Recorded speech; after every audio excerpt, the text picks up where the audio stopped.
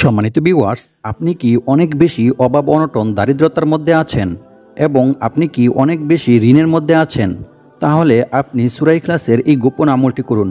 ইনশাআল্লাহ আল্লাহ পাক রব্বুল আলামিন আপনার সকল দারিদ্রতা, অভাব অনটন এবং ঋণ দূর করে দিবেন এবং আল্লাহ পাক রব্বুল আলামিন ফেরেশতাদের মাধ্যমে গায়বীভাবে আপনাকে অনেক টাকা পয়সা, ধন সম্পদ দিয়ে সাহায্য করবেন, যেভাবে হযরত ইয়াকুব আলাইহিস সালামকে এবং অনেক সাহাবায়ে কেরামদেরকে সাহায্য করেছিলেন। সুবহানাল্লাহ। সম্মানিত ভিউয়ার্স, সূরা ইখলাসের এই আমলটি করার পূর্বে অবশ্যই আপনাকে দুটি বিশেষ ইস্তেগফার পাঠ করতে হবে এবং একটি দুরূদ শরীফ পাঠ করতে হবে। সম্মানিত ভিউয়ার্স, সূরা ইখলাসের এই আমলটি কোন সময়ে করতে হবে, কিভাবে করতে হবে এবং কতবার সূরা ইখলাস পাঠ করতে হবে, ইস্তেগফারগুলি সম্পর্কে জানতে চাইলে ভিডিওটি স্কিপ না করে সম্পূর্ণ ভিডিওটি দেখতে থাকুন। আর ভিডিওটি ভালো লাগলে ভিডিওতে লাইক করে আমিন লিখে কমেন্ট করবেন। তারপর ভিডিওটি শেয়ার করে চ্যানেলটি সাবস্ক্রাইব করে আমাদের পাশে থাকবেন। সম্মানিত ভিউয়ার্স, ফেরেশতারা যে মানুষের জন্য টাকা পয়সা, ধন সম্পদ নিয়ে আসে এবং অনেক সাহাবায়ে কেরামদেরকে, নবী আলাইহিস সালামদেরকে টাকা পয়সা, ধন সম্পদ দিয়ে সাহায্য করেছেন, এই সম্পর্কে অনেক সহিহ হাদিস বর্ণিত হয়েছে। এমনকি স্বয়ং রাসূল সাল্লাল্লাহু আলাইহি ওয়াসাল্লাম নিজে বলেছেন, ফেরেশতারা ফজরের পূর্বে মানুষের জন্য ধন সম্পদ, বরকত নিয়ে আসে। আর ফেরেশতারা এসে যদি দেখে ওই মানুষটি ঘুমাচ্ছে, তাহলে তারা এই ধন সম্পদ, বরকত জঙ্গলে ফেলে দিয়ে যায়। আর যদি এসে দেখে যে ওই মানুষটি ফজরের নামাজ আদায় করতেছে কিংবা কোনো নফল নামাজ আদায় করতেছে, জিকির আজকার, তাসবিহ তাহলিল করতেছে, তাহলে ফেরেশতারা তার ঘরে ওই সম্পদ অর্থাৎ বরকত দিয়ে যায়। তবে এগুলি সাথে সাথে দিয়ে যায় না এবং সাথে সাথে দেখাও যায় না, বরং আল্লাহ পাক রব্বুল আলামিন আপনার কোনো একটি ভালো কাজের মাধ্যমে কিংবা কোনো একটি ভালো মানুষের মাধ্যমে আপনার কাছে এই টাকা পয়সা, ধন সম্পদ পৌঁছে দিবেন। সুবহানাল্লাহ। সম্মানিত ভিউয়ার্স, সূরা ইখলাসের এই আমলটি সম্পর্কে জানার পূর্বে প্রথমে আমরা সূরা ইখলাস পাঠ করার কিছু বিশেষ ফজিলতের বিষয়ে কোরআন এবং হাদিস থেকে জেনে নেব। সূরা ইখলাসের এই সকল ফজিলতগুলি শুনলে আপনারা বুঝতে পারবেন যে সূরা ইখলাস কতটা গুরুত্বপূর্ণ এবং ফজিলতপূর্ণ একটি সূরা। সম্মানিত ভিউয়ার্স, আপনি যদি সকালে ফজর নামাজের পর সূরা ইখলাস এই নিয়মে পাঠ করেন, তাহলে পরের দিন কিংবা অল্প কিছুদিনের মধ্যেই আল্লাহ পাক রব্বুল আলামিন আপনাকে গায়বীভাবে অনেক টাকা পয়সা, ধন সম্পদ দিয়ে সাহায্য করবেন ইনশাআল্লাহ। সম্মানিত ভিউয়ার্স, সূরা ইখলাস পবিত্র কোরআনের খুবই ক্ষুদ্রতম একটি সূরা। আমি আশা করছি আপনারা সকলেই সূরাটি জানেন। তারপরেও আমি সহিশুদ্ধভাবে আপনাদেরকে সূরা ইখলাস পাঠ করে শোনাবো। ইনশাআল্লাহ আপনারা আমার থেকে শুনে শুনে সহিশুদ্ধভাবে সূরা ইখলাস মুখস্থ করে নেবেন। আউযু বিল্লাহি মিনাশ শাইতানির রাজীম। বিসমিল্লাহির রহমানির রহিম। কুল হুয়াল্লাহু আহাদ, আল্লাহুস সামাদ, লাম ইয়ালিদ ওয়া লাম ইউলাদ ওয়া লাম ইয়াকুল লাহু কুফুয়ান আহাদ। সাদাকাল্লাহুল আযীম। সম্মানিত ভিউয়ার্স, আমলটি করার জন্য অবশ্যই আপনাদেরকে এক গ্লাস পানি সংগ্রহ করতে হবে। আমি আশা করছি আপনাদের সবার কাছেই গ্লাস আছে এবং আপনারা খুব সহজেই এক গ্লাস পরিষ্কার, পরিচ্ছন্ন, পবিত্র পানি সংগ্রহ করতে পারবেন। আপনাদেরকে বেশি কিছু করতে হবে না, শুধু আমি যে নিয়ম বলে দেব সেই নিয়মে আপনারা পবিত্র কোরআনের এই ছোট্ট সূরা অর্থাৎ সূরা ইখলাস পড়ে আমল করবেন। তাহলে অল্প কিছুদিনের মধ্যেই ইনশাআল্লাহ আপনাদের কাছে টাকা চলে আসবে। আল্লাহ পাক রব্বুল আলামিন আপনাদেরকে অনেক টাকা পয়সা, ধন সম্পদ দিয়ে সাহায্য করবেন ইনশাআল্লাহ। সম্মানিত ভিউয়ার্স, তবে মনে রাখতে হবে প্রতিটি আমল করার জন্য অবশ্যই আল্লাহর উপর এবং আল্লাহর কোরআনের উপর দৃঢ় বিশ্বাস রাখতে হবে। তবেই আপনি আমলটি করে রেজাল্ট পাবেন এবং উপকৃত হবেন। অন্যথায় আপনার এই আমল বৃথা হয়ে যাবে।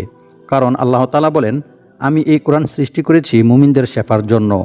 আর যারা আল্লাহর উপর বিশ্বাস রাখে, আল্লাহ তাআলা তাদের মনের সকল ইচ্ছা পূরণ করবেনই। সুবহানাল্লাহ। তাই আমলটি করার জন্য অবশ্যই আপনাকে মনে প্রাণে বিশ্বাস রাখতে হবে যে আমি এই আমলটি করার ফলে আল্লাহ তাআলা আমাকে গায়বীভাবে টাকা পয়সা দিয়ে সাহায্য করবেন, যেভাবে আল্লাহ পাক রব্বুল আলামিন তার নবী ইয়াকুব আলাইহিস সালামকে গায়বীভাবে টাকা পয়সা দিয়ে সাহায্য করেছিলেন। সুবহানাল্লাহ। সম্মানিত ভিউয়ার্স, আপনারা যদি আমার বলা নিয়ম মেনে আমল করেন, তাহলে অবশ্যই ইনশাআল্লাহ আপনারা সকলেই টাকা পাবেন। কারণ এটি কোনো সাধারণ আমল নয়, বরং এটি হচ্ছে সূরা ইখলাসের আমল, যে সূরার অনেক ফজিলতের কথা বিভিন্ন হাদিস শরীফের মধ্যে রাসূল সাল্লাল্লাহু আলাইহি ওয়াসাল্লাম বর্ণনা করেছেন। সম্মানিত ভিউয়ার্স, আপনারা যারা অতি দ্রুত টাকা পেতে চান এবং আপনাদের যাদের অনেক বেশি টাকার প্রয়োজন, আপনারা অবশ্যই আমার বলা নিয়ম মেনে সঠিকভাবে সূরা ইখলাসের এই ছোট্ট আমলটি করবেন।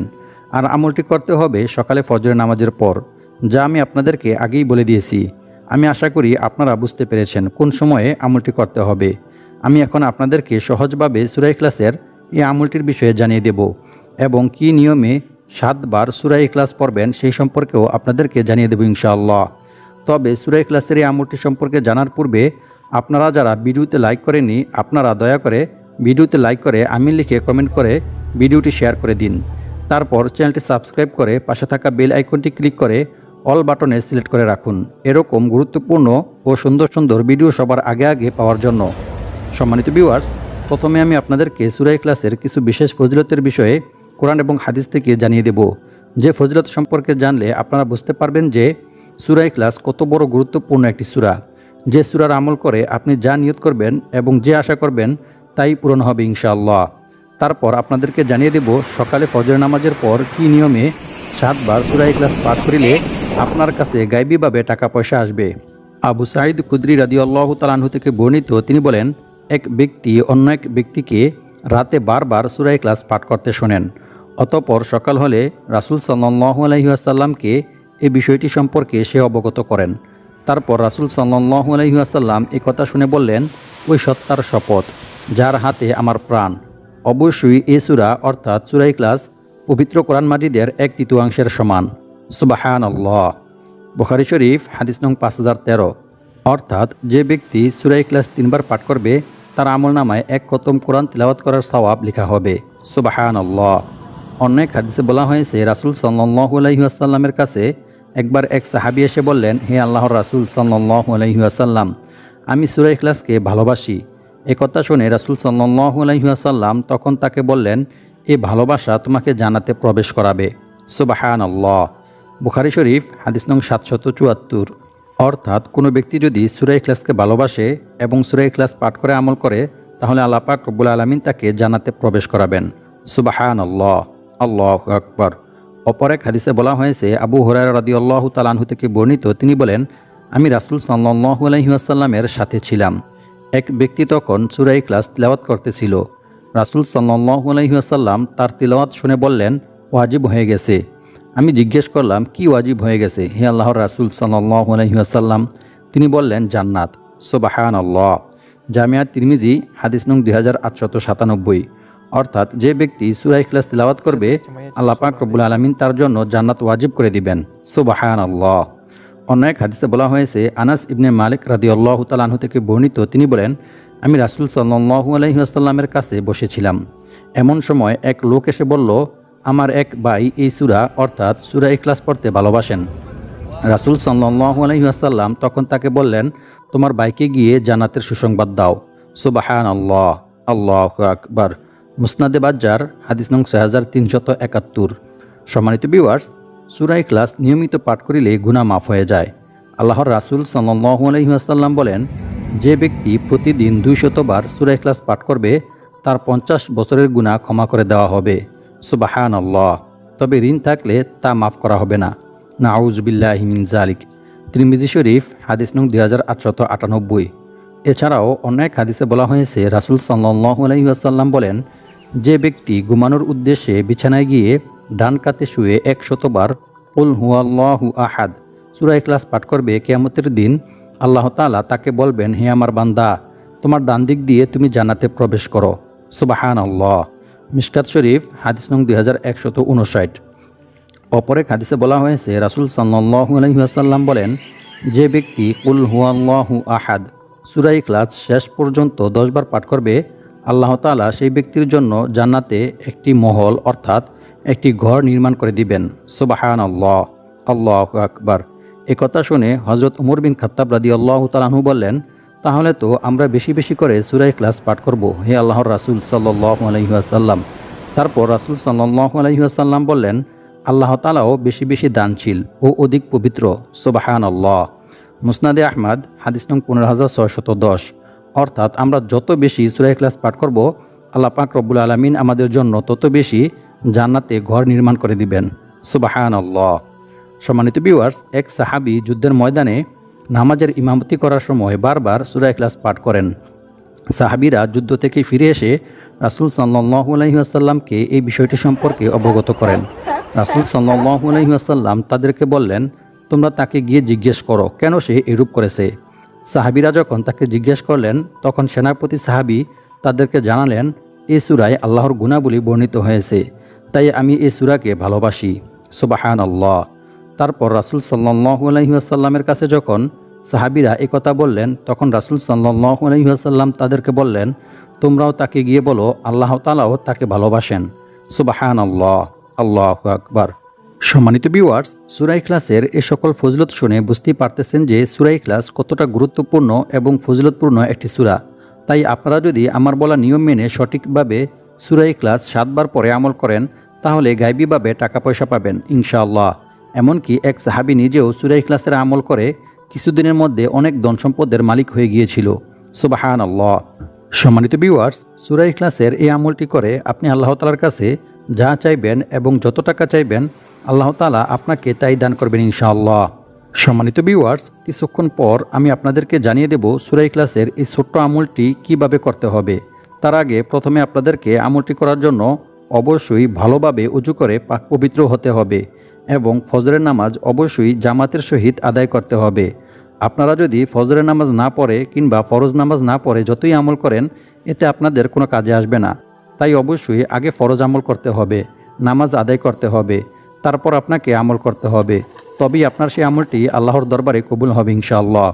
সম্মানিত ভিউয়ার্স, আমলটি করার জন্য সকালে ফজরের নামাজ জামাতের সহিত আদায় করতে হবে আর মেয়েরা ঘরেই নামাজ আদায় করবেন। তারপর একটা পরিষ্কার পরিচ্ছন্ন পবিত্র গ্লাস নেবেন, সেই গ্লাসে 1 গ্লাস পরিষ্কার পরিচ্ছন্ন পানি নেবেন। তারপর 2টি বিশেষ ইস্তেগফার পাঠ করবেন। প্রথমে আমি আপনাদেরকে ইস্তেগফার পাঠ করার গুরুত্ব ও ফজিলত এবং পুরস্কার সম্পর্কে কোরআন এবং হাদিস থেকে কিছু হাদিস জানিয়ে দেব ইনশাআল্লাহ। যে হাদিসগুলি শুনলে বুঝতে পারবেন যে ইস্তেগফার কতটা গুরুত্বপূর্ণ এবং ফজিলতপূর্ণ একটি আমল। রাসূল সাল্লাল্লাহু আলাইহি ওয়াসাল্লাম বলেন, আল্লাহ তাআলা ওই ব্যক্তির চেহারা উজ্জ্বল করে দেন যে ব্যক্তি আমার কোনো হাদিস শুনেছে অতঃপর তা অন্যের কাছে পৌঁছে দিয়েছে। সুবহানাল্লাহ। সুনানে আবু দাউদ হাদিস নং 515। সম্মানিত ভিউয়ার্স, ইস্তেগফার পাঠ করার প্রতি গুরুত্ব দিয়ে মহান আল্লাহ তাআলা পবিত্র কোরআনের মধ্যে বলেন, ইল্লা মান তাবা ওয়া আমানা ওয়া আমিলা আমালান সালিহা ফাউলাইকা ইউবাদদিলুল্লাহু সাইয়্যাতিহিম হাসানাত ওয়া কানাল্লাহু গফুরুর রহিমা। অর্থ, তবে যে ব্যক্তি তাওবা করে ঈমান আনে এবং সৎকর্ম করে পরিণামে আল্লাহ তাআলা তার পাপগুলোকে নেকি দ্বারা পরিবর্তন করে দেন। সুবহানাল্লাহ, আল্লাহু আকবার। আল্লাহ তাআলা অতি ক্ষমাশীল ও পরম দয়ালু।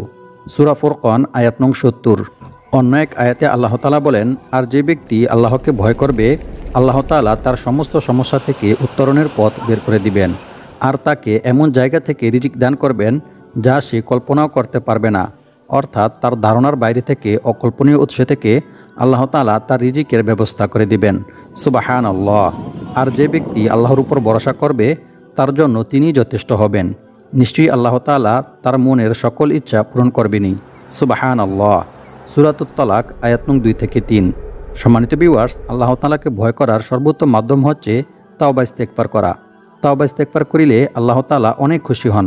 বান্দা যদি তাওবা ইস্তেগফার করে তাহলে আল্লাহ তাআলা বান্দার জীবনের সকল গুনাহ মাফ করে দেন এবং বান্দা আল্লাহ তাআলার কাছে যা চান আল্লাহ তাআলা বান্দাকে তাই দান করেন।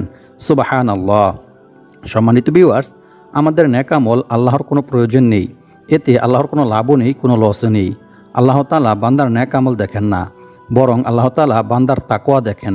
বান্দা আল্লাহ তাআলাকে কতটুকু ভয় পায়, আল্লাহর ভয়ে বান্দা আল্লাহর হুকুম কতটুকু মান্য করে আল্লাহ তাআলা সেটাই দেখেন। এরকমই একটি বিস্ময়কর হাদিস বর্ণিত হয়েছে বুখারী শরীফের মধ্যে। রাসূল সাল্লাল্লাহু আলাইহি ওয়াসাল্লাম বলেন, এক ব্যক্তি জীবনে কোনো ভালো কাজ করেনি, এমনকি কোনো নেক আমলও করেনি।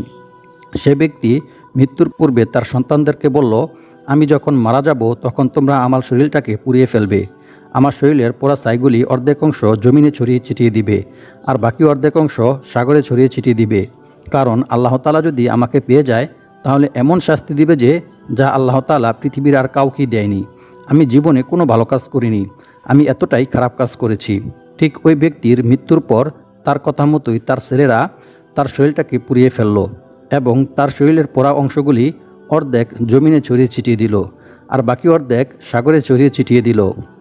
আল্লাহ পাক রব্বুল আলামিন সাগরকে হুকুম দিলেন, হে সাগর, তোমার মধ্যে আমার বান্দার যতটুকু অংশ আছে তা তুমি একত্রিত করো। সাগর আল্লাহর হুকুম মতো তাই করলেন এবং আল্লাহ তাআলা জমিনকে হুকুম দিলেন, হে জমিন, তোমার মধ্যে আমার বান্দার যতটুকু অংশ আছে তা তুমি একত্রিত করো। জমিনও আল্লাহর হুকুম মতো তাই করলেন। তারপর আল্লাহ তাআলা উভয় অংশকে একত্রিত করে তাকে জিজ্ঞেস করলেন, হে আমার বান্দা, তুমি কেন এরূপ করেছো? তারপর সেই লোকটি বলল, হে আল্লাহ, আমি কেন এরূপ করেছি সেটি আপনি ভালো করেই জানেন। আপনার ভয়ে, আপনার আযাবের ভয়ে আমি এরূপ করেছি। আল্লাহ, আপনি তো এটা ভালোভাবেই জানেন। আল্লাহ পাক রব্বুল আলামিনের কাছে তার এই তাকওয়া, এই ভয় এতটাই পছন্দ হলেন যে আল্লাহ পাক রব্বুল আলামিন এইরকম একটি গুনাহগার ব্যক্তিকে সাথে সাথে মাফ করে দিলেন। সুবহানাল্লাহ, আল্লাহু আকবার।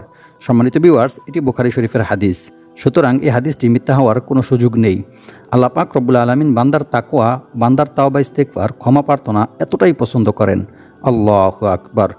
আর আল্লাহ তাআলার উপর ভরসা করার সর্বোত্তম মাধ্যম হচ্ছে বিপদ আপদ, বালা মুসিবত, দুঃখ কষ্ট, দুশ্চিন্তা সর্ব অবস্থায় আল্লাহর উপর ভরসা করা, আল্লাহ ব্যতীত অন্য কারো কাছে না চাওয়া, অন্য কারো কাছে না বলা।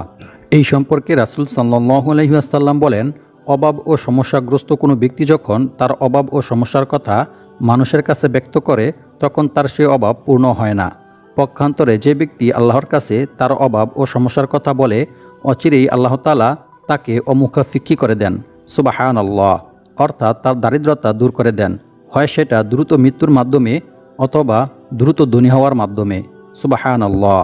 সুতরাং আমাদেরকে সর্ব অবস্থায় বিপদ আপদ, বালা মুসিবত, দুঃখ কষ্ট, ঋণ, দারিদ্রতা সর্ব অবস্থায় আল্লাহ তাআলার কাছে চাইতে হবে, আল্লাহ তাআলার কাছে দোয়া করতে হবে। আল্লাহ ব্যতীত অন্য কারো কাছে চাওয়া যাবে না। অনেক হাদিসে বলা হয়েছে, রাসূল সাল্লাল্লাহু আলাইহি ওয়াসাল্লাম বলেন, যে ব্যক্তি ইস্তেগফার তথা ক্ষমা প্রার্থনা করাকে নিজের জন্য আবশ্যক করে নেবে, আল্লাহ তাআলা তার রিজিকের ব্যবস্থা করে দিবেন। সুবহানাল্লাহ, আল্লাহু আকবার। সম্মানিত ভিউয়ার্স, এখন আলোচনা করব সূরা ইখলাসের এই গোপন আমলটি কিভাবে করতে হবে। সূরা ইখলাস 7 বার পাঠ করতে হবে, তবে এর পূর্বে দুটি ইস্তেগফার পাঠ করতে হবে। প্রথমটি হচ্ছে আল্লাহুম্মা গফিরলি যামবি ওয়া ওয়াসি'লি ফি দারি ওয়া বারিকলি ফি রিজকি। অতঃপর আরও একটি ইস্তেগফার পাঠ করতে হবে, সেটি হচ্ছে আল্লাহুম্মা ইন্নী আউযু বিকা মিনাল ফাকরি ওয়াল কিল্লাতি ওয়াল যিল্লাতি ওয়া আউযু বিকা মিন আন আজলিমা আও উজলিমা। এই দুটি ইস্তেগফার পাঠ করতে হবে। অতঃপর আপনি কয়েকবার দুরূদ শরীফ পাঠ করবেন, কারণ দুরূদ শরীফ পাঠ না করা হলে আল্লাহর দরবারে কোনো দোয়া বা কোনো আমলই পৌঁছায় না। হযরত উমর বিন খাত্তাব রাদিয়াল্লাহু তাআলা আনহু বলেন, বান্দার দোয়া ও আমল আল্লাহর দরবারে ততক্ষণ পর্যন্ত পৌঁছায় না যতক্ষণ পর্যন্ত না বান্দা তার নবীর প্রতি দুরূদ পাঠ না করে। তাই অবশ্যই আমাদেরকে আগে দুরূদ শরীফ পাঠ করতে হবে, অন্যথায় আমাদের এই আমল আল্লাহর দরবারে পৌঁছাবে না, আসমান ও জমিনের মধ্যবর্তী স্থানে ঝুলন্ত অবস্থায় থাকবে। দুরূদ শরীফ পাঠ করা শেষ হলে আপনাদেরকে 7 বার সূরা ইখলাস পাঠ করতে হবে, তবে প্রত্যেকবার সূরা ইখলাস পাঠ করার পূর্বে বিসমিল্লাহির রহমানির রহিম পাঠ করতে হবে, কারণ বিসমিল্লাহর মধ্যে বিশেষ বরকত রয়েছে। তাই অবশ্যই প্রত্যেকবার বিসমিল্লাহির রহমানির রহিম বলতে হবে। অতঃপর আবার কয়েকবার দুরূদ শরীফ পাঠ করবেন। এরপর আপনি আল্লাহ তাআলার কাছে দোয়া করবেন। দোয়ার মধ্যে আপনি আল্লাহ তাআলার কাছে যা চাইবেন আল্লাহ তাআলা আপনাকে তাই দান করবেন ইনশাআল্লাহ। যত টাকা চাইবেন তত টাকাই আল্লাহ তাআলা আপনাকে দান করবেন ইনশাআল্লাহ। আর দোয়ার মধ্যে একটি বিশেষ দোয়া পাঠ করবেন।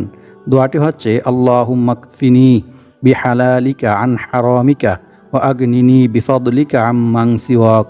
এই দোয়াটি পাঠ করবেন। অতঃপর দোয়া করা শেষ হলে 3 বার দুরূদ শরীফ পাঠ করবেন।